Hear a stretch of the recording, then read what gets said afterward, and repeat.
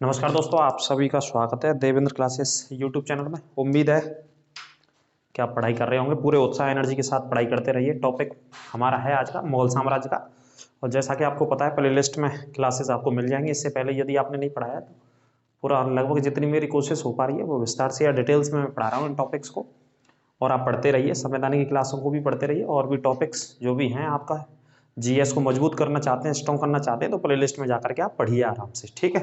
लेकिन उससे पहले चैनल को सब्सक्राइब करें और बेल आइकन दबाना ना भूलें, और शेयर करना भी ना भूलें। ज़्यादा से ज़्यादा दोस्तों के साथ, मित्रों के साथ शेयर भी करिए, ठीक है। पूरी ऊर्जा और उत्साह के साथ मैं क्लासों को लेकर के आता हूँ आपके लिए, पूरा मिश्रण लेकर के आता हूँ। और जहाँ तक मेरी कोशिश है, जो मुगल साम्राज्य टॉपिक आपको पढ़ा रहा हूँ वो मैं कहानी की शक्ल में पढ़ा रहा हूँ। कहानी से बच्चों को ज़्यादा याद होता है, मेंटलिटी होती है, ह्यूमन बीइंग होती है, जो सभी की आपकी हमारी कि स्टोरी यदि आपको किसी के बारे में कोई भी सुनाई जाती है तो वो जल्दी पकड़ करता है, माइंड में कैप्चर करता है। तो कहानी की शक्ल में जहाँ तक मेरी कोशिश होती है बताने की कोशिश करता हूँ। बाकी के आप पॉइंटों को नोट भी करते चलें, जो भी मैं बोर्ड के माध्यम से, व्हाइट बोर्ड के माध्यम से आपको पढ़ाऊंगा।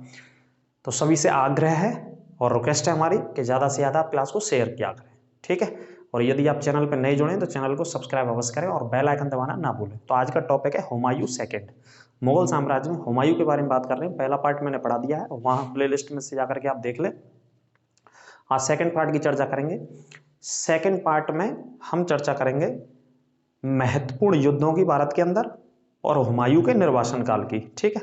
दो महत्वपूर्ण युद्ध शेरशाह सूरी के साथ में हुए थे, उन्हीं की चर्चा आज करने वाले हैं। अंत तक वीडियो में बने रहेंगे, बहुत इंपॉर्टेंट क्लास होने वाली है। चर्चा ही शुरू करते हैं। आपको कहानी बताने से पहले वो सारी स्टोरी बोर्ड के माध्यम से ही आपको बताते हैं, ठीक है। तो पार्ट सेकेंड है, तो देखिए हेडिंग डाल लेना, चौसा का युद्ध। तो इस लड़ाई से शुरू करते हैं। चौसा की लड़ाई 26 जून 1539 को होती है ये लड़ाई, ठीक है। महीना कौन सा था, ध्यान दीजिएगा, महीना का ही यहाँ बहुत इंपॉर्टेंट रोल है इस लड़ाई में। 26 जून 1539। एक तरफ था हुमायूं जो कि दिल्ली का शासक था, बाबर की मृत्यु के बाद उसका पुत्र था जो दिल्ली और आगरा पर शासन करता था। दूसरी तरफ था शेर खां जो कि एक अफगान शासक था। कौन था, अफगान शासक। ब्रैकेट में लिखते चलिएगा, जो भी नए बच्चे हमारे साथ जुड़ते हैं आराम से देखिएगा, धैर्य से, इत्मीनान से। कोई दिक्कत शक समस्या लगे आपको कहीं पे भी, किसी भी टॉपिक में समझ में ना आए तो कमेंट करके पूछ लीजिएगा। तो दूसरा शासक शेर खां था, और इस युद्ध का परिणाम क्या हुआ लिख लीजिएगा, शेर खां विजयी हुआ या जीत गया इस लड़ाई को, ठीक है। कहने का मतलब शेर खां का मतलब है शेरशाह सूरी। अभी बताएंगे शेरशाह सूरी नाम कब पड़ा उसका, या ये उपाधि उसने कब धारण करी, शेरशाह सूरी। पहले शेर खां के नाम से जाना जाता था, एक अफगान शासक था जाना माना, जिसका केंद्र और पूरा केंद्र बिंदु कहाँ पे था, बिहार में था। और बिहार के आसपास के सटे हुए इलाकों में, या पूर्वांचल उत्तर प्रदेश बोल सकते हैं, आज के समय में जौनपुर बोल सकते हैं, बनारस बोल सकते हैं, रोहतास बोल सकते हैं, चुनार बोल सकते हैं। ये इलाके शेरशाह सूरी के गढ़ थे। कहते नहीं है कहीं पे परमानेंट गढ़ होना मतलब उसी व्यक्ति की पॉपुलरिटी वहां पे, तो ऐसे शेरशाह सूरी के गढ़ थे ये वाले इलाके, जो पूर्वांचल वाला हिस्सा है, बिहार से सीमा बनाता है, जहां से गंगा नदी होकर के उत्तर प्रदेश से बिहार में जाती है। तो युद्ध होता है, कौन सा युद्ध होता है, ये चौसा का युद्ध। जगह का नाम चौसा है, जो कि बिहार और उत्तर प्रदेश की सीमा पर स्थित थी उस समय, ठीक है। अब देखिए इसमें यह युद्ध हुआ 26 जून 1539 को। कहानी है, पूरी स्टोरी ही आप समझ लीजिए। स्टोरी के कुछ बिंदुओं को मैंने लिया है जो महत्वपूर्ण बिंदु हैं, आपको भी समझना चाहिए और पढ़ना चाहिए। तो सबसे पहले शेरशाह सूरी ने रोहतास दुर्ग पर अपने सैनिकों को संगठित किया इस लड़ाई के लिए। कौन से दुर्ग पर, यह किला था जिसका नाम था रोहतास दुर्ग, जो कि उत्तर प्रदेश के पूर्वी हिस्से में था। वहीं पे यहां होकर के हुमायूं की सेना आनी थी, ठीक है। जिन्होंने कल की क्लास देखी होगी वो यहाँ से कहानी को समझ पाएंगे बहुत अच्छे से। कल की क्लास देखना बहुत जरूरी है, तब आप आगे स्टोरी या कहानी या इसे समझ पाएंगे और लिख पाएंगे, पढ़ पाएंगे। हालांकि नहीं भी देखी है तो नोट्स कल बना लेना आज की क्लास के, फिर उसे भी देख लीजिएगा। तो रोहतास दुर्ग पर किसने सेना इकट्ठी कर ली, शेरशाह सूरी ने। रोहतास दुर्ग कहाँ पे स्थित है साहब, पूर्वांचल में, उत्तर प्रदेश में स्थित है, पूर्वी हिस्से में, जहाँ पे जौनपुर है और आपका चुनार वाला किला है। चुनार मतलब सोनभद्र वाला हिस्सा है और जौनपुर वाला हिस्सा, ठीक है। अब इसी रास्ते से किसको आना था, हुमायूं को आना था। और इससे पहले हुमायूं कहाँ पे, आनंद भोग विलास की अवस्था में था, बंगाल में। चूंकि बंगाल में गया था वो शेरशाह सूरी को हटाने, शेरशाह सूरी हटा दिया उसने, और कई महीनों तक बंगाल में वो अप्सराओं के साथ और भोग विलास में रहा। ऐसा इतिहासकारों ने लिखा है। उसने ध्यान नहीं दिया बिल्कुल शासन पर, और आगरा में एक व्यक्ति को बिठाया था कि भाई आगरा का शासन आप देखो, हम आते हैं बंगाल को जीत कर। इसी बीच में जब हुमायूं अपना जीवन वहां बिता रहा था बंगाल में, उसने चिंता छोड़ दी थी सब राजकाज की और शासनकाल की। शेरशाह सूरी ने सैनिकों को इकट्ठा किया, मजबूत किया, और आसपास के रियासतों से जो छोटे मोटे अफगान शासक थे उनको भी अपने साथ ले लिया। चूंकि शेरशाह सूरी का उद्देश्य था हुमायूं को भारत से बाहर भगाना या मुगल साम्राज्य को नष्ट कर देना, और हुमायूं का उद्देश्य था अफगानों को खत्म कर देना। एक दूसरे आमने सामने थे, तो ये युद्ध होता है। चूंकि सेना उसकी हुमायूं की बंगाल में थी, अब बंगाल से आना था बिहार, और बिहार से पूर्वांचल उत्तर प्रदेश के हिस्सों से होकर के आगरा पहुंचना था, यूपी के। अब देखिए आगे लिखना, हुमायूं बंगाल से आगरा आने के लिए गंगा पार करके उसकी सेना जीटी रोड के माध्यम से, उस समय जीटी रोड का उल्लेख है ग्रांड ट्रंक रोड का, जिसका निर्माण शेरशाह सूरी ने कराया था। जीटी रोड का निर्माण किसने कराया था? शेरशाह सूरी ने, तो उसका उल्लेख है इतिहास में, है ना। गंगा पार करके जीटी रोड से हुमायूं की सेना आई थी, और जो हुमायूं की सबसे बड़ी भूल साबित हुई, जिस रास्ते से हुमायूं अपनी सेना लाया वो हुमायूं की सबसे बड़ी भूल थी, क्योंकि हुमायूं को पता नहीं था कि इसी रास्ते पर इसी हिस्से में शेरशाह सूरी के नेतृत्व में अफगानों ने एक मजबूत सेना इकट्ठी कर रखी है जहाँ पे, और पूरी प्लानिंग से उन्हें पता था कि हुमायूं की सेना इसी रास्ते से होकर के निकलेगी, तो शेरशाह सूरी ने सारे अफगानों को लेकर के इकट्ठा कर लिया था यहाँ पर, ठीक है। सबसे बड़ी भूल थी कि इसी मार्ग से वो आया, जिस मार्ग पर किनका कब्जा था? अफगानों का, लिख लेना। किनका कब्जा था? अफगानों का। किसका कब्जा था? शेरशाह सूरी का। या किसका कब्जा था? शेर खां का। उसी रास्ते से हुमायूं आ गया। हुमायूं ने जानकारी नहीं जुटाई कि भाई कौन से रास्ते से जाना चाहिए, कौन से रास्ते से नहीं जाना चाहिए। अब हुमायूं की सेना कहां पे पहुंच गई? चौसा के निकट। चौसा के नाम से याद है, ये आपको पता ही है, पेपरों में एग्जाम्स में आप कभी देखेंगे चौसा का युद्ध कब हुआ। चौसा के निकट पहुंची, और लगभग उसी समय शेरशाह सूरी भी अपनी सेना लेकर के, लिखते चलना एक पॉइंट, लगभग उसी समय शेरशाह सूरी की सेना भी कर्मनाशा नदी के दूसरे तट पर पहुंच गई थी। एक नदी का उल्लेख है यहीं पर, कर्मनाशा नदी का, और गंगा नदी तो बहती है आपको पता है, एक छोटी लोकल रिवर का उल्लेख है यहाँ पे, कर्मनाशा नदी का, ठीक है, जो कि गंगा की एक सहायक नदी के रूप में पढ़ी जाती है ज्योग्राफी में। तो कर्मनाशा नदी के दूसरे हिस्से में किसकी सेना थी? शेरशाह सूरी की, ऑलरेडी वहां पे जमी हुई थी उसी रास्ते पर। हुमायूं की सेना ने चौसा के निकट पहुंच गई गंगा को पार करने के बाद, ठीक है। अब देखो आगे क्या होता है। अब दोनों सेनाएं आमने सामने आ गई सब, इधर से शेरशाह सूरी की सेना आमने सामने, और इधर से हुमायूं की सेना आ गई। हजारों सैनिक थे, मुगल भी हजारों सैनिक थे, और शेरशाह सूरी के नेतृत्व में अफगानों के भी हजारों सैनिक थे इस युद्ध को लड़ने के लिए। यह युद्ध तय करने वाला था, या तो अफगानों का भाग्य तय करता शेरशाह सूरी का, या फिर हुमायूं का भाग्य तय करता। इस स्तर पर यह युद्ध होना था, पूरी तैयारी थी शेरशाह सूरी की। और हुमायूं भूल कर गया, एक तो भूल कर गया वहां कई महीने तक आराम से चैन से रहा, उसने शासनकाल पे ध्यान नहीं दिया। दूसरी भूल कर गया कि उसी रास्ते से सेना को ले आया जिस रास्ते पे पूरा अधिकार कर लिया था किसने? शेरशाह सूरी ने और अफगानों ने, ठीक है। तो देखिए 3 महीने तक, लिखिएगा, नोट कीजिएगा, 3 महीने तक दोनों सेनाएं आमने सामने खड़ी रही। 3 महीने तक दोनों सेनाएं आमने सामने खड़ी रही, ठीक है। 3 महीने का मतलब यह है कि ये लड़ाई कब होती है? 26 जून 1539 को एक्चुअली ये लड़ाई हुई। तो जून से पहले आ गई थी हुमायूं की सेना, मई में, और मई से पहले अप्रैल में, मार्च अप्रैल में आ गई थी। तो 3 महीने तक खड़ा करके रखा किसने? शेरशाह सूरी ने। और हुमायूं को उलझा करके रखा किसमें? शांति वार्ता में, कि भाई लड़ना वड़ना नहीं है, शांति वार्ता कर लो आराम से, आप भी आगरा पे शासन चलाओ और हमसे भी कुछ ना कहो, हमें भी अपने अपने रियासतों पे शासन करने दो, और कोई युद्ध नहीं होगा। तो शांति वार्ता में ही उलझाए रखा हुमायूं को, पूरे चतुरता के साथ, चालाकी के साथ, कूटनीति के साथ, और राजनीतिक दूरदर्शिता कहेंगे शेरशाह सूरी की, ठीक है। और कहां पर उलझाए रखा हुमायूं की सेना को? जब हुमायूं की सेना चौसा के निकट आकर के दोनों नदियों के बीच में आ गई थी, उसकी सेना को पहले आने दिया दोनों नदियों के मध्य में, गंगा के और कर्मनाशा के बीच में आ गई। किसकी सेना आ गई? हुमायूं की सेना, मुगलों की सेना। और कर्मनाशा के दूसरे हिस्से में किसकी सेना थी? शेरशाह सूरी की सेना थी, और वो दूसरा हिस्सा ऊंचा था, वो बीच में नहीं था नदियों के में। उसकी तो पूरी प्लानिंग थी पहले से कि किस हिसाब से मुझे हराना है। तो 3 महीने तक उसने अप्रैल मई जून, अप्रैल से बात करें तो जून तक उसको वहीं की वहीं सेना को उलझा करके रखा शांति वार्ता में, और चर्चा करता रहा अपने राजदूतों को भेज करके, है ना, संदेशों के माध्यम से। एक दूसरे सेना के लोग जाते थे, बात कह के आते थे, फिर वहां से संदेश लेकर के आते थे।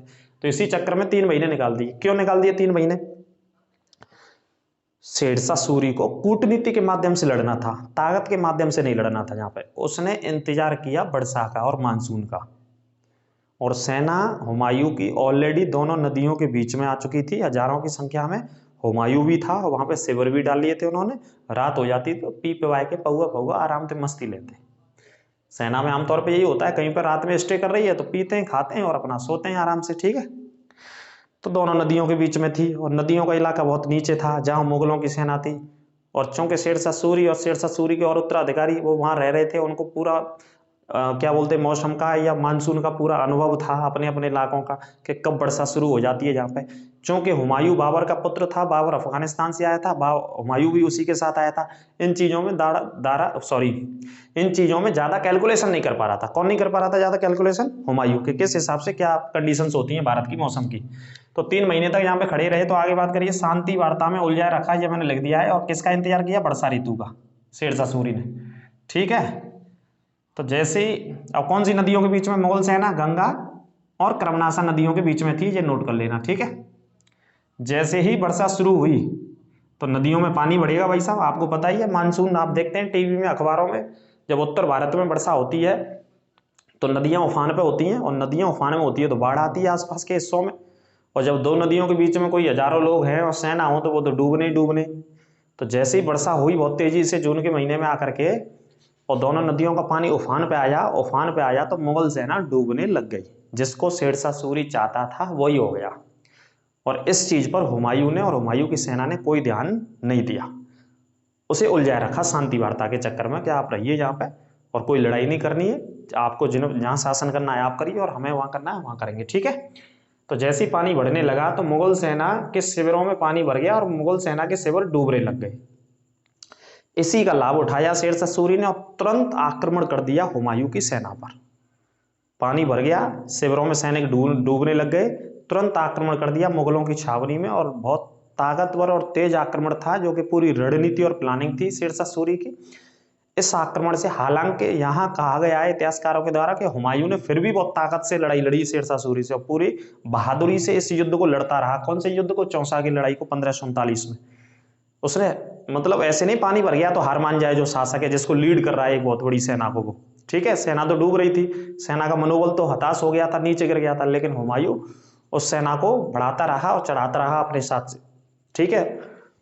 उत्साह को स्थापित करता रहा, सेना के उत्साह को एनकरेजमेंट करता रहा हर स्थिति में, और पूरे बहादुरी से लड़ा हुमायूं। लेकिन जब हुमायूं की भी पार नहीं पड़ी तो अपनी जान बचा करके घोड़े सहित गंगा नदी में कूद गया हुमायूं। कहां पे कूद गया? गंगा में। और दोनों नदियों के बीच में था, आपको पता ही है सेना उसकी। तो गंगा में कूद गया। तो गंगा में एक भिस्ती नामक व्यक्ति ने हुमायूं की जान बचाई, डूबने से बचाया हुमायूं को, और जैसे तैसे आगरा पहुंचा जान बचा करके वहां से, चौसा से। और जिस व्यक्ति ने हुमायूं की जान बचाई उस व्यक्ति को आधे दिन का शासक भी बना दिया था हुमायूं ने आगरा बुला करके। कितना दिन का? आधे दिन का। आधे दिन मतलब 12 दिन रह रहे हैं, 12 या 24 घंटा रह रहे हैं, तो आधे दिन का शासक बना दिया। ये लिखना नहीं आपको, स्टोरी है। तो शेर खान ने इसी का लाभ उठा करके मुगलों की छावनी पर क्या कर दिया? आक्रमण कर दिया। और हुमायूं घोड़े सहित कहाँ कूद गया? गंगा में कूद गया। और उसकी जान एक किसने बचाई? डूबते हुए हुमायूं की जान भिस्ती ने बचाई थी, ठीक है। और आगे क्या होता है ये लिख लेना, वेरी वेरी इंपॉर्टेंट पॉइंट है यहाँ पे। चौसा के युद्ध के बाद, कौन सी वर्ष में? 1539 में। 1539 चौसा के युद्ध के बाद शेर खान ने शेरशाह सूरी की उपाधि धारण करी।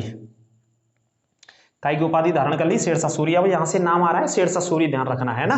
तब से नाम क्या चल रहा है? शेर खान चल रहा है। यहाँ पे शेरशाह सूरी की उपाधि वो धारण कर लेता है, ताकतवर आदमी हो जाता है, शासक हो जाता है भैया। तो हुमायूं को हरा दिया और भगा दिया आगरा, ठीक है। शेरशाह सूरी की उपाधि धारण कर ली।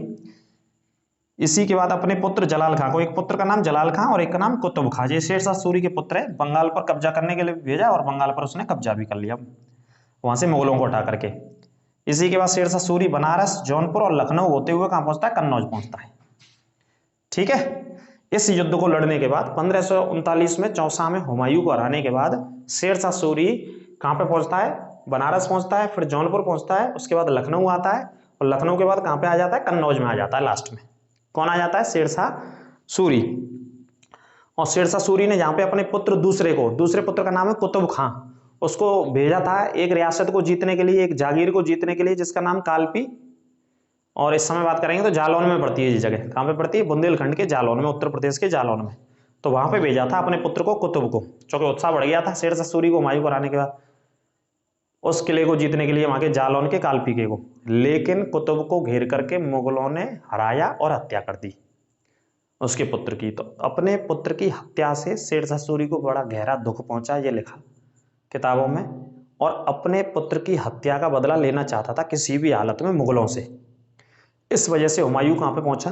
कन्नौज में पहुंचा। अब अपने पुत्र की हत्या का बदला लेना है उसे, उसी हत्या के बदले के चक्कर में ये युद्ध होता है और युद्ध का नाम है कन्नौज का युद्ध, या बोलते हैं इसको बिलग्राम। बिलग्राम गांव का नाम है, जहां पे लड़ाई हुई 17 मई 1540 को ये लड़ाई हुई थी। नोट कर लेना, 17 मई। शेरशाह सूरी और हुमायूं के मध्य ये युद्ध हुआ था, जिसमें कौन विजयी रहा? इसमें भी शेरशाह सूरी विजय रहा। और ये पॉइंट नोट कर लेना चाहो तो शेरशाह सूरी ने अपने पुत्र कुतुब खां की हत्या का बदला लेने के लिए ये युद्ध लड़ा। कुतुब खां की हत्या कहां पे कर दी गई? कालपी। कालपी ब्रैकेट में लिख लेना, जौनपुर यूपी में आता रहता है ये क्वेश्चन। कालपी कहां पे? जौनपुर में, ठीक है। मुगलों ने हत्या कर दी थी तो उसका बदला लेना था। किसको बदला लेना था? उसका हुमायूं को लेना था, अपने पुत्र की हत्या का बदला। तो 17 मई 1540 को कन्नौज में आ जाते हैं। वो कन्नौज के बिलग्राम नामक स्थान पर यह युद्ध होता है। तो दोनों सेना आमने सामने आती है। तो हुमायूं की सेना जैसे ही नदी पार करती है, कन्नौज में भी कौन सी नदी है? गंगा। पानी और वर्षा ने बड़ा पीछा नहीं छोड़ा हुमायूं का, है ना। यहाँ पे भी पानी और वर्षा की वजह से हार गया, और फिर पानी और वर्षा, क्योंकि मई में हो रहा है, और मई और जून में आपको पता ही है लगभग बारिश की संभावना होती है, और बारिश आ भी जाती है बहुत सारी जगहों पर। जैसी नदी को पार किया तो घनघोर वर्षा हो गई यहाँ पे भी, और मुगल सेना यहाँ पे भी अस्त व्यस्त हो गई वर्षा की वजह से। कैसी हो गई? अस्त व्यस्त हो गई। 15 मई 1540, माफ कीजिए 17 मई 1540 को जैसे ही नदी को पार किया कन्नौज में, हुमायूं की सेना दोबारा से ताकत से आती है, पूरी ताकत से लड़ने के लिए आता है शेरशाह सूरी से। फिर बहुत तेजी से वर्षा होती है, फिर सेना अस्त व्यस्त हो जाती है, और इसी का हुमायूं लाभ उठाता है, और हुमायूं को शेरशाह सूरी यहाँ पे हरा देता है। उसके साथ हिंदाल था उसका भाई। हिंदाल और हुमायूं किसी तरीके से अपनी जान बचा करके आगरा पहुंचते हैं। अपनी जान बचा करके कहां पे पहुंचते हैं? यहाँ से आगरा, कन्नौज से आगरा पहुंचे हारने के बाद शेरशाह सूरी से। दोनों भाई थे, हुमायूं और हिंदाल। पहले पार्ट में मैंने पढ़ाया, 4 भाई थे, बाबर के 4 पुत्र थे, चारों पुत्र थे। हिंदाल भी उस समय भारत में आ गया था हुमायूं के साथ में। तो किसी तरीके से आगरा पहुंचे। अब आगरा तक पीछा कर रहा था शेरशाह सूरी। शेरशाह सूरी भी मानने वाला नहीं था भाई, सब मानने वालों में नहीं था। उसने कहा कि पुत्र की हत्या का बदला लेना, चाहे कुछ भी हो जाए, अंतिम क्षण तक इनका पीछा किया जाएगा, भारत के कौन से हिस्से में जो भागेंगे। तो आगरा आए, चूंकि आगरा से शासन करते थे। आगरा भी इनको पता चला कि शेरशाह सूरी आ रहा है पीछा करता हुआ सेना के साथ। तो आगरा से जे कहां पे गए? पंजाब गए। पंजाब से जे लाहौर गए।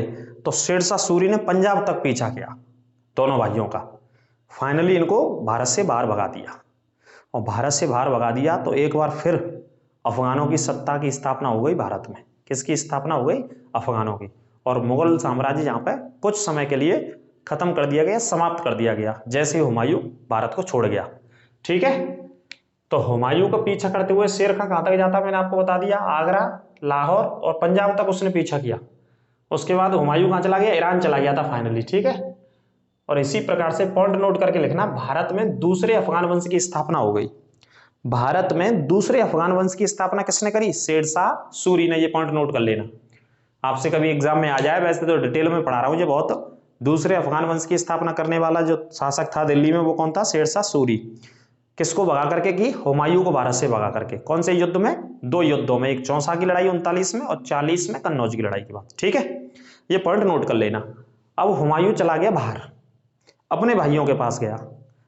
हिंदाल तो उसके साथ था। कामरान और हिंदाल वहीं पर रहते थे, वहां की जागीरें उनको दी गई थी।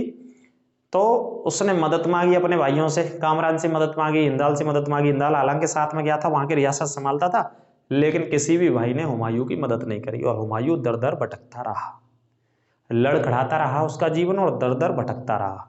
किसी ने भी मदद करने की हामी नहीं भरी हुमायूं की। हुमायूं की मदद का मतलब है कि अलग अलग राजाओं से या अपने भाइयों से मदद मांग रहा था कि मुझे एक बहुत बड़ी सेना चाहिए, 10,000 20,000 की सेना चाहिए, जिससे भारत पे दोबारा से आक्रमण कर सकूं। तो हुमायूं की मदद नहीं करी, लेकिन अंततः एक शासक, ईरान का शासक था, ईरान के तहमास्प नामक शासक ने हुमायूं की मदद करी, लेकिन एक शर्त पे करी कि भाई हमें कंधार और काबुल चाहिए, हमको कंधार और काबुल हमें दो आप जीत के अपने भाइयों से, और शिया धर्म अपनाओ। ईरान में कौन सा धर्म चलता था? जैसे मुस्लिम धर्म होता है, एक सुन्नी होता है और एक शिया होता है। तो शिया को मानने वाले लोग थे ईरान में उस समय, आज भी रहते हैं। सुन्नी और शिया आज भी रहते हैं ईरान में, ऐसी बात नहीं कि आज नहीं रह रहे। इराक और ईरान में दोनों में रहते हैं, और मुस्लिम कंट्रीज में रहते हैं बहुत सारे। तो हुमायूं पहले तो नहीं कर रहा कि भाई हम नहीं अपनाएंगे, लेकिन उसे लगा कि भाई कुछ ना कुछ तो इंतजाम करना चाहिए। तो उसने कहा कि शिया धर्म भी अपना लेंगे भैया, और क्या करेंगे, कंधार और काबुल को अपने भाइयों से जीत के मैं आपको दे दूंगा। और एक शादी की डिमांड करी ईरान के शाह ने कि अपनी भतीजी से शादी करा देना। तो बहू की हामी बल्ली हुमायूं ने कि ठीक है साहब। 3-3 शर्त मानी, तब जाके माने 17,000 की सेना दी। किसने दी हुमायूं को 17,000 की सेना? ईरान के शाह ने, जो ईरान का उस समय का शासक था। तह मास्पेस में नाम है, मैं अब ये बता रहा हूं आपको, आगे देखो आप, ठीक है। तो हेडिंग डाल लेना, हुमायूं का निर्वासन काल 1540 में चला गया यहाँ से, तो 1540 से शुरू होगा और 1555 तक चलेगा जी, ठीक है। दोनों वर्ष लिख लीजिएगा। इसको बोलते हैं हुमायूं का निर्वासन। और निर्वासन का मतलब होता है भाई साहब किसी भी देश से बाहर चले जाना, किसी भी देश को छोड़ करके चले जाना, बाहर चले जाना, मजबूरी में चले जाना। जैसे ब्रिटिश सरकार ने, अंग्रेजों ने हमारे भारत के बहुत सारे क्रांतिकारियों को निर्वासित कर दिया था भारत से, ठीक है। बहुत सारे क्रांतिकारियों को, जैसे रास बिहारी बोस दिल्ली दरबार में जब बम फेंकने की घटना हुई थी, सचिंद्र सान्याल, रास बिहारी बोस, मास्टर अमीचंद, है ना, हनुमंत साय, बहुत सारे क्रांतिकारियों ने दिल्ली में दरबार लगा था। वायसराय लॉर्ड हार्डिंग के शासनकाल में जॉर्ज पंचम और मैरी आए थे, तो बम फेंक दिया उन्होंने। क्रांतिकारी घटनाएं चल रही थी, उग्रवादी चरण चल रहा था। 1905 से 1919 तक का काल था ये भारत की आजादी का। तो इनमें से रास बिहारी बोस को कहाँ पे जाना पड़ गया? भारत छोड़ करके। तो भारत छोड़ के चले गए, ऐसे शब्द को क्या बोल देते हैं? निर्वासित होना, ठीक है। पंजाब में क्रांतिकारी घटनाओं को भगत सिंह के अंकल थे, चाचा जी थे अजीत सिंह, उनको भी जब अंग्रेजों ने कठोर कानून के तहत पकड़ने का प्रयास किया तो वो भी भारत छोड़ के कहाँ चले गए? फ्रांस। बहुत सारे क्रांतिकारी थे जो अलग अलग देशों में। सुभाष चंद्र बोस कहाँ चले गए? सुभाष चंद्र बोस तो बहुत सारे देशों में गए, जैसे बात करें जर्मनी गए वो, है ना, रशिया में वो गए, जापान वो गए, मलेशिया वो गए, थाईलैंड वो गए, बहुत सारे देशों में उन्होंने मदद ली। तो निर्वासित काल मतलब देश से बाहर जाना। तो हुमायूं भी चला गया, तो हुमायूं का निर्वासित काल 1540 से 1555। अब देखिए, कामरान और हिंदाल से हुमायूं ने मदद मांगी, इसने उन्हें मदद नहीं करी। ये दोनों भाई थे, नोट करते चलना। अब इसी बीच में हिंदाल के गुरु, जिनका नाम था मीर अली, हिंदाल के गुरु थे, ये गुरु जी थे भाई साहब। कौन के? हिंदाल के। हिंदाल कौन था? हुमायूं का भाई था, ठीक है। तो मीर अली से अकबर, ये क्या लिख दिया? मीर अली से अकबर पुत्री हमीदा बानो बेगम का ब्याह। तो यहां का मतलब यह है कि मीर अली की पुत्री, मीर अली की पुत्री से विवाह कर लिया हुमायूं ने। किसने विवाह कर लिया? हुमायूं ने, ठीक है। हिंदाल के गुरु का नाम था मीर अली, तो यहां पे लिख लेना, थोड़ा सा गलती हो गई मेरे ख्याल से। तो हुमायूं ने शादी कर ली हमीदा बानो बेगम से, ठीक है। किससे शादी करी हुमायूं ने? अपने भाई हिंदाल के गुरु की पुत्री से। और गुरु का नाम था क्या? मीर अली। और उसकी पुत्री का नाम क्या था? हमीदा बानो बेगम। तो आपको सिर्फ ये पढ़ना है, गुरु फुरू को छोड़िए आप। हुमायूं ने शादी करी, यहां से जाने के बाद शादी करी, और किससे शादी करी? हमीदा बानो बेगम से। और इसी हमीदा बानो बेगम से 1542 में, 15 अक्टूबर 1542 में सिंध के पास एक जगह पड़ती है, एक इलाका पड़ता है जिसका नाम है अमरकोट। वहां पे अकबर का जन्म हुआ था। किसका जन्म हुआ? अकबर का। तो आगे देखिए, अब शादी कर ली साहब 1541-42 में शादी कर ली थी हुमायूं ने, ठीक है, हमीदा बानो बेगम से। शादी भी कर ली उसने और मदद भी मांग रहा था लगातार भारत पे आक्रमण करने के लिए हुमायूं, ठीक है। हिम्मत नहीं आ रहा है, ध्यान रखना, आप इन चीजों से सीख सकते हैं। आप अपने एग्जाम में जो तैयारी करते हैं लगातार, 1 साल 1.5 साल 6 महीने हो जाते हैं लगातार, कोई 2 नंबर से 4 नंबर से 6 नंबर से रह जाते हैं एग्जाम्स में, लेकिन मनोबल डाउन हो जाता है, ऐसा नहीं करने का। और ऐसी स्टोरी से, ऐसी कहानियों से आप सीख ले सकते हैं। भारत को छोड़ना भी पड़ गया, भाइयों ने भी मदद नहीं करी, लेकिन पूरी ताकत से जुटा हुआ है और मदद मांग रहा है, और फिर चाह रहा है कि भारत पर आक्रमण करना है उसको। संघर्षरत है मतलब जीवन उसका पूरा का पूरा। एक इतिहासकार थे लेन पुल, उन्होंने लिखा है कि हुमायूं का पूरा जीवन कैसे रहा? लड़खड़ाता रहा, क्योंकि उसके चारित्रिक दुर्बलताएं थी, मतलब राजनीतिक दूरदर्शिता नहीं थी, सेना को काम करवाने की कौशल नहीं थी, सैनिक कुशलता नहीं थी उसके अंदर, और बहुत सारी चीजें उसमें नहीं थी। तो शादी भी कर ली उसने। फिर देखो किससे मदद मांगी? जोधपुर के राजा मालदेव से मदद मांगी।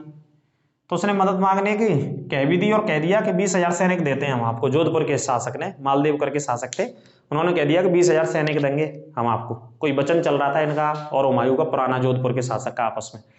तो उन्होंने कह भी दिया 20,000 देंगे। तो जैसे ही हुमायूं जोधपुर की तरफ आगे बढ़ा और कुछ दूरी पे पहुंचा, कुछ एक प्रांत तक पहुंचा, तो उसके कुछ सलाहकारों ने बताया कि मालदेव आपके साथ विश्वासघात कर सकते हैं और आपको पकड़वा सकते हैं। तो हुमायूं वहीं के वहीं रुक गया और फिर नहीं गया आगे, जोधपुर तक नहीं बढ़ा वो आगे, है ना। तो सैनिकों का वचन दिया था। जैसे ही हुमायूं जोधपुर के नजदीक पहुंचा तो उसे पता लगा कि मालदेव क्या कर सकता है, जोधपुर का शासक विश्वासघात कर सकता है। अंततः हुमायूं अमरकोट के राजा बीड़ शाह के महल में चला गया था। जोधपुर ना जाकर के अंततः हुमायूं कहां चला गया? अमरकोट। अमरकोट जगह पड़ता है सिंध प्रांत में, पाकिस्तान में, ब्रैकेट में लिख लेना। अमरकोट कहाँ पे पड़ती है? सिंध प्रांत, पाकिस्तान में, इस समय भी पाकिस्तान के अंदर है। वहां चला गया और डेट है 15 अक्टूबर की और 1542 की, यहीं पर अकबर का जन्म होता है। अमरकोट में ही अकबर का जन्म होता है, यहाँ नोट कर लेना, फिर अकबर को पढ़ाएंगे तो फिर बताएंगे अकबर के विषय में वहां पे, है ना। लेकिन यहाँ से भी पढ़ते चलो, रिवीजन होता रहेगा, याद होती रहेंगी चीजें। पूरी कहानी की शक्ल में मैं आपको कोशिश कर रहा हूँ बताने की, और पॉइंट भी मैं आपको नोट करा रहा हूँ। अभी नहीं नोट कर पाए तो दूसरी बार तीसरी बार में क्लास को देख करके नोट कर लेना। स्पीड यदि ज्यादा है मेरी बोलने की तो आराम से देख लीजिएगा, 2 बार 3 बार भाई साहब, है ना। कोशिश कर रहे हैं कि आपको जल्दी से जल्दी बताएं। तो 15 अक्टूबर 1542 को अकबर का जन्म होता है। कहाँ पे जन्म होता है? अमरकोट। और अमरकोट कहाँ पे? सिंध प्रांत में, लिख लेना। और सिंध कहाँ पे? पाकिस्तान में इस समय, ठीक है, ये नोट कर लेना। अब जन्म होने के बाद, अकबर का जन्म हो गया तो अकबर को बाल्यावस्था में छोड़ करके 2 धाय माओं के पास, है ना, 2 धाय माएं मतलब सौतेली माओं के पास छोड़ करके, सौतेली माँ बोल सकते हैं, उनके पास अकबर को छोड़ करके अपनी पत्नी हमीदा बानो बेगम को लेकर के 1543 में पहुंच जाता है ईरान। कहाँ पे पहुंच जाता है? काबुल कंधार होते हुए ईरान पहुंच जाता है और ईरान के शाह से मदद लेता है कि भाई मदद करो, हमारी बड़े परेशान है जीवन में, हम पूरे राजकाज छोड़ आए, हम हमें पिताजी दे के गए और दोबारा से जानो बा राजकाज में। किससे मदद मांगी? ईरान के शाह से। तो 2 के मैं उनके नाम बता देता हूँ। मैं वैसे अकबर के शासनकाल में पढ़ाऊंगा इनको। तो अकबर बाल्यावस्था में था तो जीजी अनगा और माहम अनगा 2 महिलाएं थी। एक महिला का नाम जीजी अनगा और दूसरी का माहम अनगा, चाहो तो लिख लेना जो मैं बोल रहा हूँ। इनके पास अकबर को छोड़ गया। अकबर बाल्यावस्था में था, छोटा था, तो अकबर का लालन पालन इन्होंने किया। और उधर कामरान और हिंदाल विरोधी थे हुमायूं के, लेकिन बच्चे के विरोधी नहीं बने वो। उन्हें पता चला कि अकबर यहाँ पे छोटा है, अकबर को हुमायूं छोड़ गया, तो बच्चे से पूरी सहानुभूति के साथ व्यवहार किया। भाइयों ने, भाइयों के पिता से थी बस उनको दिक्कत, छोटे बच्चे से नहीं थी। तो कामरान ने पूरे प्यार के साथ, मोहब्बत के साथ अकबर को वहां पे रखा। और अकबर का लालन पालन किसने किया? धाय माए बोलते, हिस्ट्री में धाय माए शब्द लिख करके आता है कई बार, सौतेली माँ बोल सकते हैं आप। एक का नाम जीजी अनगा, एक का नाम महामनगा। इन्होंने अकबर को बड़ा किया। और अपनी पत्नी को लेकर के हुमायूं कहाँ चला गया इसे छोड़ करके? ईरान। कब पहुंच गया? 1543 में। अब ईरान के शाह से मदद ले रहा है कि भाई मदद करो, हमारी बड़ी समस्या में, हम बड़ी समस्या में फंस रहे, इधर भाई परेशान कर रहे हैं। भाई के पास सेना है, वो मतलब मदद करना नहीं चाह रहे हैं। उनके पास तो अपने राजकाज है, काबुल है एक के पास कंधार है और रियासतें हैं इनके पास, लेकिन यहाँ कुछ नहीं है। भारत भी हाथ से निकल गया हमारी। तो ईरान का शाह था, उसका नाम आप नोट कर लो, ईरान का शाह तहमास्प, ये व्यक्ति का नाम है जो शाह था। तो हुमायूं को 17,000 की सेना देने के लिए उसने हामी भर ली, लेकिन शर्त क्या थी? सिया धर्म स्वीकारिए आप और कंधार को मुझे दे देना, ठीक है, कंधार भी दे देना अपने भाई से जीत करके, और सिया धर्म आप अपनाओ तो आपकी मदद की जाएगी। तो हुमायूं पहले तो तैयार नहीं था कंधार को देने को। भाई कंधार का मतलब है अपने भाई से ही लड़ना पड़ेगा, और वो अपने भाई से लड़ना नहीं चाहता था कभी भी। बड़ा सिंपैथी वाला व्यक्ति था, भाई लड़ना चाहते थे लेकिन हुमायूं नहीं लड़ना चाहता था, ऐसा लिखा है कई बार। लेकिन उसने कहा कि भाई भारत में तो दोबारा जाना ही जाना है, जो भी समझौते हैं वो करने ही पड़ेंगे, कंप्रोमाइज करना ही पड़ेगा। तो यहाँ पे सिया धर्म को भी अपनाने की बात कर ली उसने, कंधार को देने की भी बात कर ली उसने, और अपनी भतीजी से ब्याह करा देंगे भाई ईरान के शाह को। मतलब ये ब्याह के चक्कर में बड़े भाई रहते जी, तो मेरी समझ में ही ना आ रही कितने ब्याह करते आखिरकार, कितने ब्याह करेंगे भगवान जाने। यहाँ आदमी ने पे एक व्यवस्था ना समझते जे तमाम ब्याह कर लेते बा टाइम पे, आजू कर लेते बहुत ब्याह, तमाम कर लेते अलग अलग धर्मों में तमाम आदमी भैया, है ना, किसी एक धर्म की ना कह रहे हम आपसे। तो कंधार को हुमायूं ने हिंदाल से जीत लिया। हिंदाल का कब्जा था किस पर? कंधार पर। और कंधार को हुमायूं ने हिंदाल से जीत लिया, और इधर काबुल को कामरान, ठीक है, काबुल लिख लेना, काबुल राज्य को किससे जीत लिया? कामरान से। क्योंकि पूरी सेना के साथ, पूरी ताकत के साथ आक्रमण किया तो दोनों भाइयों को हरा दिया और दोनों राज्य जीत लिए, ठीक है। लेकिन हुमायूं ने काबुल को 3 बार जीता अपने भाई कामरान से। काबुल को कितनी बार जीता? 3 बार अपने भाई कामरान से। कैसे 3 बार जीता ये नोट कर लेना। जैसे पहली बार जीता, कब जीता पहली बार? 1545 में काबुल को जीत लिया और अपने भाई कामरान को हरा दिया हुमायूं ने। फिर उसके बाद वो दूसरी दिशा में चला गया, हुमायूं दूसरी तरफ ध्यान कर दिया। जैसे दूसरी तरफ ध्यान किया, कामरान ने फिर अधिकार कर लिया उस पर अपनी सेना को लेने के बाद। मतलब ऐसा खेल चलता रहा दोनों भाइयों में। हुमायूं जीत लेता था, फिर आगे बढ़ जाता था किसी दूसरे राज्य को, आसपास के रियासतों को जीतने के लिए, इसी बीच में कामरान फिर अधिकार कर लेता था काबुल पर। तो बड़ा ये खेल चलता रहा आपस में दोनों भाइयों में। तो 3 बार का उल्लेख है यहाँ पे। 1545 में जीता पहली बार, दूसरी बार 1546 में और तीसरी बार 1549 में। तो 3 बार में फाइनल विजय प्राप्त करी हुमायूं ने कंधार पर। कहाँ पे प्राप्त करी? कंधार पर। और कंधार कहाँ है? अफगानिस्तान में। इस समय एक शहर है, उस समय एक बहुत बड़ा रियासत था। ठीक है। और 3 बार कैसे हराया? अपने भाई को हराया। अब आप कहेंगे जैसे एक बार जीत लिया तो एक बार जीत लिया, जैसे हुमायूं दूसरी तरफ गया सेना को लेकर के, फिर उसने कब्जा कर लिया, फिर दूसरी बार जीता, फिर भी हुमायूं चला गया दूसरी तरफ, फिर कब्जा कर लिया उसने। तो हुमायूं बड़ा शांत किस्म का वैसा व्यक्ति बताया, भाइयों को लड़ना नहीं चाहता था, मारना नहीं चाहता था पूरी ताकत के साथ। इस तरीके से बार बार ये घटनाएं लिखी गई हैं इतिहास में। लेकिन जब दूसरी बार में जीत रहा था 1546 में, तो अकबर चूंकि छोटा था, बाल्य अवस्था में था, तो अकबर को दीवार से लटका दिया। किसने लटका दिया? कामरान ने। जिस दीवार से लटका दिया जहां जिस किले पर हुमायूं हमला कर रहा था अपनी तोपों के माध्यम से, अपनी सेना के माध्यम से। तो ये बड़ी इंटरेस्टिंग स्टोरी है कि उसके छोटे से बच्चे को लिया और दीवार पे लटका दिया भैया। जैसे वहां से सामने से तोप आ रही है और यहाँ लटका दिया जाए, ये दुर्ग है या दीवार है, कुछ भी मान लीजिए आप। अब वो कैसे सामने वाला हमला करेगा? अपने बच्चे पे थोड़ी नहीं करेगा, वो भी छोटा बाल्यकाल अवस्था में बच्चा। लेकिन यहाँ पे बच्चे को माहम अनगा जिनके संरक्षण में छोड़ गया, उसने बच्चे को यहाँ से लिया और नीचे गोदी में लपक लिया। किले के नीचे थी वो, और हुमायूं ने तोपों का मुंह दूसरी तरफ मोड़ दिया था। जैसे बच्चे को लटकाया तो तुरंत ही हुमायूं ने सेना को आदेश दिया कि तोपों के मुंह को दूसरी तरफ कर दिया जाए, अब यहाँ हमला नहीं किया जाएगा। और वहां से कामरान ने जैसे अकबर को छोड़ा तो नीचे माहम अनगा ने उस बच्चे को गोदी में ले लिया, लपक लिया, जिससे अकबर बच गया। ठीक है। ये बड़ी इंटरेस्टिंग स्टोरी है यहाँ की। 1546 की बात है जी। कब की बात है? 1546 कंधार की। ठीक है। तो अकबर को दीवार से लटका दिया वगैरह वगैरह, ये लिख लेना, न मत लिखना। अब ये सब काम हो गया।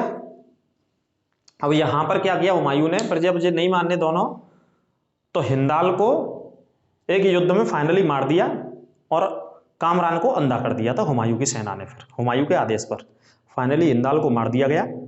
जब नहीं माने, आप देख सकते हैं कितनी सहन शक्ति है अपने भाइयों को बचाने के लिए, अपने भाइयों से नहीं लड़ने के लिए। लेकिन जब भाई नहीं मान रहे तो हिंदाल को मार दिया हुमायूं ने और कामरान को अंधा करवा दिया था। और अंधा करवा करके हज की यात्रा के लिए भेज दिया और वहां पर उसकी मृत्यु हो गई मक्का मदीना में जाके। किसकी मृत्यु हो गई? कामरान की मृत्यु हो गई थी। ठीक है। ये नोट कर लेना जो मैंने आपको बताया है। पूरा विस्तार से डिटेल से बता रहे हैं, आप पढ़ा भी सकते हैं, आप पढ़ भी सकते हैं, आप कोई भी एग्जाम में बैठ सकते हैं, दिक्कत की बात नहीं। क्वेश्चन उम्मीद है कि बाहर नहीं जाना यहाँ से, किसी भी स्थिति में बाहर नहीं जाएगा मुगल से तो। ठीक है। और किसी भी टॉपिक से। अब पूरी ताकत के बाद जब हुमायूं की पूरी ताकत उसके साथ हो गई और कामरान और हिंदाल का भी सफाया कर दिया, उनकी भी सेना को अपने साथ ले लिया, तो बहुत ज्यादा सेना हो गई, हजारों की संख्या में मुगलों की। और फिर भारत में आता है, वो प्रवेश करता है, क्योंकि भारत तो आना ही था उसको दोबारा से। अब भारत में दूसरी बार आ रहा है हुमायूं। तो दूसरी बार आ रहा है तो युद्ध लड़ता है मच्छीबाड़ा की लड़ाई। पॉइंट लिख लेना हेडिंग बना के, मच्छीबाड़ा का युद्ध। और मच्छीबाड़ा नामक जगह पड़ती है लुधियाना पंजाब। लुधियाना पंजाब लिख लेना समझने के लिए। लुधियाना पंजाब सतलज नदी के तट पर स्थित है। कौन सी नदी बहती है? सतलज नदी, जो कि राकसताल तिब्बत से निकलती है। कहां से निकलती है? राकसताल तिब्बत से, और जो कि सिंधु की अंतिम सहायक नदी है। सिंधु नदी की अंतिम सहायक नदी है और पंजाब से होकर के बहती है। ठीक है। सतलज के साथ ब्यास नदी का संगम होता है पंजाब के हरके बैराज में, और यहां से भारत अथवा विश्व की सबसे लंबी नहर भी निकाली है सरकार ने, जिसका नाम इंदिरा गांधी नहर है। 1984-85 इंदिरा गांधी के शासनकाल में ये निकाली गई, जो कि राजस्थान के 11 से 12-13 जिलों में ये सिंचाई करती है। बिल्कुल पाकिस्तान बॉर्डर से लगे हुए, यहाँ पे पानी की कोई व्यवस्था नहीं है। ठीक है। तो नदी का तो ये वाला मामला हो गया। थोड़ा सा नदी पढ़ते रहिएगा, ज्योग्राफी पूरी पढ़ा रखी है, वहां से देखिएगा प्लेलिस्ट में। और लुधियाना थोड़ा सा और समझो पंजाब के बारे में। तो मच्छीबाड़ा कहाँ पे? लुधियाना में। अब मच्छीबाड़ा की लड़ाई हो रही है लुधियाना के पास में। ठीक है। आराम से रट जाएंगे, चिंता ना करो आप। लुधियाना पंजाब के अंदर स्पोर्ट इंडस्ट्री के लिए फेमस है, नोट कर लेना डायरी में। ठीक है। स्पोर्ट्स उद्योग के लिए लुधियाना प्रसिद्ध है। ठीक है। जैसे उत्तर प्रदेश में मेरठ प्रसिद्ध है, यूपी में अथवा इंडिया में मेरठ बहुत फेमस है स्पोर्ट्स इंडस्ट्री के लिए। देश विदेशों के जितने क्रिकेटर्स होते हैं या अलग अलग खिलाड़ी होते हैं, वो यहाँ से बैट मंगवाते हैं। ऑस्ट्रेलिया के, वेस्ट इंडीज के, साउथ अफ्रीका के, इंग्लैंड के प्लेयर्स जो क्रिकेट खिलाड़ी होते हैं, वो यहाँ से बैट्स की डिमांड रहती है मेरठ से। तो मेरठ एक बहुत बड़ा हब है, और मेरठ के बाद आगरा बहुत बड़ा हब है स्पोर्ट्स का। 2 शहर स्पोर्ट्स के लिए जाने जाते हैं, एक मेरठ जाना जाता है, एक आगरा जाना जाता है यूपी में। ऐसे ही पंजाब के अंदर लुधियाना स्पोर्ट्स के लिए जाना जाता है। और इसके अलावा ऊनी वस्त्रों का सबसे बड़ा उद्योग लुधियाना के अंदर स्थित है पंजाब में। जब सर्दियां आती हैं तो शॉल की बात करें, जैकेट्स की बात करें या ऊनी और भी वस्त्रों की बात करें तो वो सब कहाँ से आते हैं ज़्यादातर? बन करके लुधियाना से आते हैं। बहुत बहुत बड़ी फैक्ट्रियां हैं, किलोमीटर में फैली हुई फैक्ट्रियां हैं लुधियाना के अंदर। तो इसके कुछ किलोमीटर की दूरी पर होकर के कौन सी नदी बह रही है? सतलज। यहीं पे एक जगह का नाम है मच्छीवाड़ा। अब मच्छीवाड़ा में पहली लड़ाई लड़ता है हुमायूं। ठीक है, समझ पाए होंगे उम्मीद है। 15 मई 1555, 15 मई 1555 को। ठीक है, अब हुमायूं था इसमें, क्योंकि हुमायूं तो आया ही था उधर से, और दूसरा शासक था सिकंदर सूर जी, अफगान शासक था उस समय। कौन था? सिकंदर सूर, लिख लेना। मच्छीवाड़ा की लड़ाई 1555 में हो रही है दोबारा से। सिकंदर सूर था यहाँ का शासक, अफगान शासक, और उधर का कौन था? हुमायूं था। कौन जीता? हुमायूं जीता, और सिकंदर सूर को हरा दिया यहाँ से। ठीक है, लिख लेना। पंजाब पर कब्जा कर लिया हुमायूं ने भैया, इसे हरा करके, क्योंकि लुधियाना कहाँ? पंजाब के अंदर। अब इसके हराने के बाद फिर दूसरा युद्ध लड़ता है हुमायूं तुरंत। दूसरे युद्ध का नाम है सरहिंद की लड़ाई।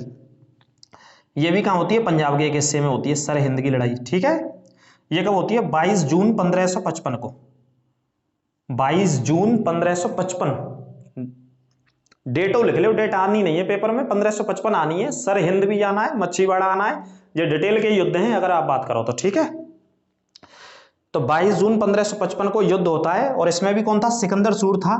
दोबारा से ताकत लगा रहा था कि भाई देख ले, में हरा दें तो हरा दें, लेकिन हुमायूं कहाँ हारने वाला था? हुमायूं तो पूरी ताकत से बैक कर रहा है भारत में, बहुत बड़ी सेना को बना करके बैक कर रहा है।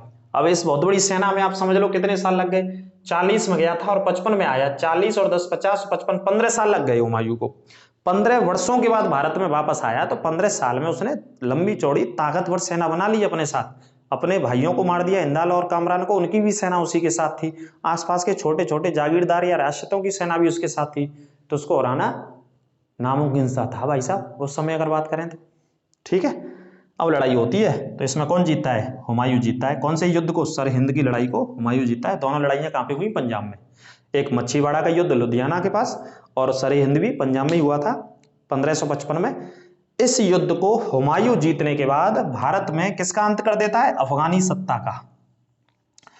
नोट करके लिखना, अफगानी सत्ता का अंत कर दिया गया भारत से, क्योंकि ये अफगान का यही शासक था जो बचा था, सिकंदर सूर। अफगानी सत्ता का अंत कर दिया और दोबारा से भारत में क्या की स्थापना कर दी गई? 23 जुलाई 1555 को हुमायूं दिल्ली में प्रवेश करता है। डेट भी लिख लेना कब प्रवेश कर रहा है? 23 जुलाई 1555, और दोबारा से मुगल वंश की स्थापना करता है।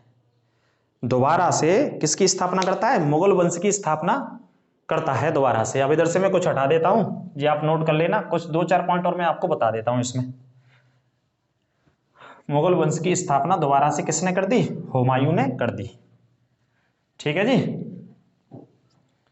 अब देखो, अब जितनी भी इमारतें हैं ना, देखो जो टॉपिक में पढ़ा रहा हूं मैं अभी शासकों के बारे में बता रहा हूं, शासकों के महत्वपूर्ण युद्धों को बता रहा हूं, उनके शासनकाल को बता रहा हूं, उनके व्यक्तियों को बता रहा हूं। अच्छा, एक बात और हम भूल गए, हुमायूं के साथ दोबारा से बैरम खां और आया था। बैरम खां एक महत्वपूर्ण व्यक्ति था जो कि हुमायूं ने प्रधानमंत्री के पद पे से नियुक्त किया। आगे अकबर का प्रधानमंत्री रहा ये भारत में। ठीक है, ये बड़ा कूटनीतिक व्यक्ति था। इसने हुमायूं को बताया कहाँ लड़ना है, कहाँ पे संधि करनी है। तो बैरम खां भी इसी के साथ आया था, और बाद में अकबर ने अपना प्रधानमंत्री बना करके रखा बैरम खां को कई सालों तक, और उसके शासन को चलाने का श्रेय बैरम खां को जाता है पहले चरण में। अकबर में पढ़ाएंगे जी आपको। ठीक है, तो देखो कुछ पॉइंट देखो इंपॉर्टेंट मैं यहाँ पे बता दूं, ये नोट करना। अकबर का लालन पालन किसने किया? अफगानिस्तान में, है ना, ये प्रश्न आ चुका है तो लिख लेना। जीजी अनगा एक महिला का नाम, और दूसरी का नाम माहम अनगा। इन दोनों महिलाओं ने लालन पालन किया था, पोषण किया था अफगानिस्तान में। ठीक है, एक तो ये पॉइंट नोट कर लो आप। इसके अलावा और पॉइंट नोट करो। इसके अलावा सिरसा सूरी, अकबर का जो जन्म हुआ, ये प्रश्न पूछे गए, बहुत मोस्ट इंपोर्टेंट रहे। अकबर का जो जन्म हुआ वो कब हुआ? 15 अक्टूबर को, और 1542 को, और कहाँ पे होता है? अमरकोट में। ठीक है, ये भी नोट करने योग्य बात है, अमरकोट में होता है। क्वेश्चन भी मैं किसी दिन कराऊंगा आपको, अमरकोट में होता है। और अमरकोट कहाँ पे? सिंध में, और सिंध कहाँ पे? पाकिस्तान में। ठीक है, ये भी नोट कर लेना 1542 को। आगे अगला पॉइंट, एक लेनपुल इतिहासकार थे। कौन थे? लेनपुल, लिख लेना। लेनपुल इतिहासकार थे जाने माने, उनकी पुस्तकें हैं। उन्होंने लिखा है हुमायूं के बारे में कि हुमायूं जीवन भर जीवन भर लड़खड़ाता रहा शासक था। ये पॉइंट नोट कर लेना, कई बार पूछा कि किसने कहा कि हुमायूं जीवन भर लड़खड़ाता रहा, तो लेनपुल नामक इतिहासकार थे, इन्होंने हुमायूं के बारे में जो टीका टिप्पणी करी। अब आगे एक पॉइंट और नोट कर लो, 20 जनवरी 1556 को 20 जनवरी 1556 को हुमायूं दीन पनाह नामक पुस्तकालय की सीढ़ियों से गिर गया। नामक पुस्तकालय, ये नोट कर लेना। देखिए जी कलर सही आ रहा होगा लाला बच्चे जी, सही आ रहा हो, दिख रहा हो बोर्ड पर रंग जो मैं पढ़ा रहा हूँ। दीन पनाह नामक, बच्चा भी स्टोरी में खो गया है जो हमारे साथ यूट्यूब स्टूडियो में है, वो बालक कोई दिक्कत नहीं, वो पढ़ाई भी करता है, खो भी जाता है कभी कभी स्टोरी जो हम सुनाते हैं, ठीक है। तो 20 जनवरी 1556 को कहां से गिर गया? दीन पनाह नामक पुस्तकालय, और ये कहां पे स्थित है? दिल्ली में। गिरा कब था? 20 जनवरी को, और तारीख कितनी? 1556। तो 20 जनवरी के बाद कुछ और दिन लगे इसके, 24 जनवरी 1556 को इसकी मृत्यु हो गई। तो नोट करना, 24 जनवरी 1556 को हुमायूं की क्या हो गई? मृत्यु हो गई थी। ये पॉइंट भी नोट करने हैं ना। 1556 सॉरी, तो 1556 लिखिएगा आप, है ना। 24 जनवरी 1556 को किसकी मृत्यु हो गई? हुमायूं की मृत्यु हो गई। कहां पे हो गई? दिल्ली में। और कौन सी पुस्तकालय से गिर करके? दीन पनाह नामक, इसे विश्व का शरण स्थल भी कहा जाता था, पुस्तकालय था इसका, पुस्तकालय एज ए लाइब्रेरी के तौर पे इसका निर्माण किया गया था, ठीक है। इन पॉइंटों को नोट कर लेना। अब इतवार को पीले, शनिवार को काले, सोमवार को सफेद पहनता था, अफीम का सेवन करता था। हुमायूं किसका सेवन करता था? अफीम का सेवन करता था, ये लिख लेना। मतलब ये क्या मतलब है? ये क्या मतलब है भाई? अफीम का सेवन करता था। काय का सेवन करता था? अफीम का सेवन करता था। और एक पॉइंट लिख लेना आप, मैं बता देता हूं, पढ़ के बता देता हूं आपको। चिका बात है जी, देखो तुम, चिका मतलब अफीम को सेवन। अब ऐसा लग रहा है कि ये अफीम ही पी के होगा हुमायूं, सही है, मुझे तो ऐसे लग रहा है। अफीम मतलब गांजा, गांजा मतलब चरस, चरस मतलब कोकीन, कोकीन मतलब ड्रग्स, कैसे भी बोल सकते हैं इसको आप। कई रूपों में जाना जाता है, ये अलग अलग इंटरनेशनल मार्केट्स में इसके अलग अलग नाम है। इसे मारिजुआना भी बोलते हैं विदेशों में, थाईलैंड में, इंडोनेशिया में, म्यांमार में, कम्बोडिया में, और बहुत सारे साउथ एशियन कंट्रीज में मारिजुआना बोलते हैं इस नशे को। क्या बोलते हैं? मारिजुआना। मारिजुआना बहुत सारे देशों में तो वैध कर दिया है कि भाई खूब खाओ पियो मौज करो, है ना, मौज करे हुई चीज है। तो अफीम का सेवन करता था, ठीक है, फिर मस्त हो जाता था। तो मुझे ऐसा लग रहा है कि 20 जनवरी को कहीं अफीम ही पी के 1556 को सीढ़ियों से गिर गया। कहाँ की सीढ़ियों से गिर गया? दीन पनाह। ये क्या पुस्तकालय, और कहाँ पे? ये दिल्ली में। तो 24 तारीख को मर गया जनवरी को ही।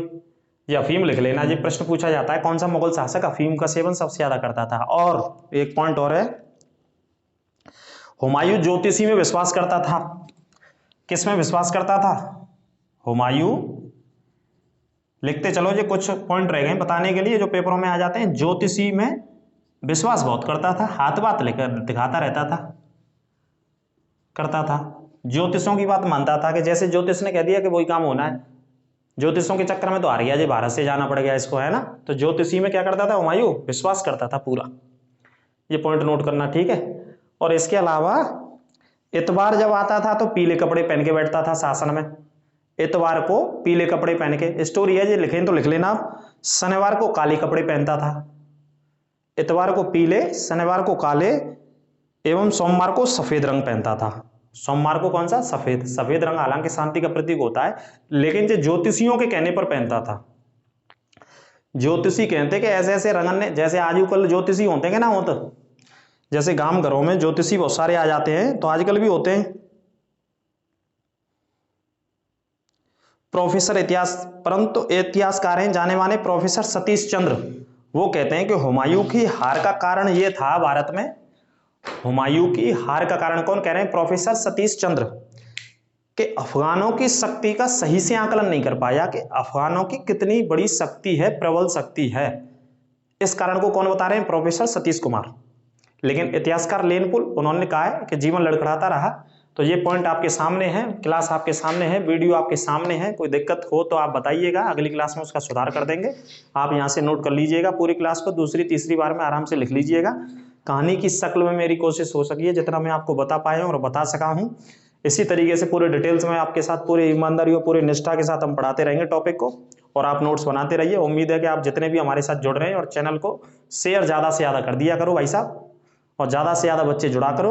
सोमवार को ऑफलाइन सेंटर में एक एक लाइन आपसे पूछी जाएगी, और ऑनलाइन वालों से भी पूछी जाएगी। ऑनलाइन वालों के लिए कराएंगे यहाँ पे क्वेश्चन सभी क्लासों से छाट करके। पहले अभी और टॉपिक पढ़ा दूं मैं, अकबर को पढ़ा लेते हैं, फिर बाबर, हुमायूं, अकबर, तीनों के एक साथ सारे उन प्रश्नों को मैं लेकर के आऊंगा जो पिछले 8-10 सालों में पूछे गए हैं, और पूछे गए उससे ज़्यादा मैंने डिटेल्स में आपको पढ़ा दिया है, जहां तक थोड़ा बहुत मुझे अनुभव रहा है मेरे हिसाब से, पढ़ाई के हिसाब से। ठीक है, तो आप पढ़िएगा आराम से, शानदार तरीके से, ठंडा पानी पीते रहिए, पढ़ते रहिए, अपना ख्याल रखिए। अगली क्लास में फिर मुलाकात करेंगे। नमस्कार।